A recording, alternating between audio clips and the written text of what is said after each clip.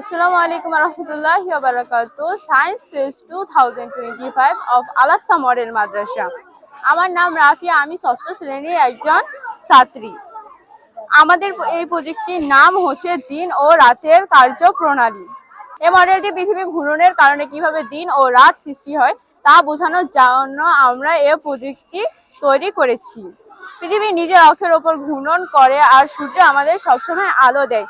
পৃথিবীর যে অংশে সূর্য মুখ করে থাকে সেখানে দিন হয় এবং পৃথিবী সূর্যের বিপরীত দিকে থাকে সেখানে রাত হয়। কিভাবে দিন ও রাত হয়?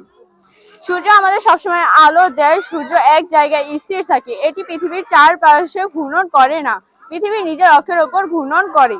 পৃথিবী প্রতি 24 ঘন্টায় একবার ঘূর্ণন সম্পন্ন করে। পৃথিবীর যে দিকে সূর্য মুখ করে থাকে সেখানে আলো পৌঁছায়, তাই সেখানে দিন হয়, এবং পৃথিবী সূর্যের বিপরীত দিকে থাকে সেখানে আলো পৌঁছায় না, তাই সেখানে রাত হয়। আসসালামু আলাইকুম, ধন্যবাদ।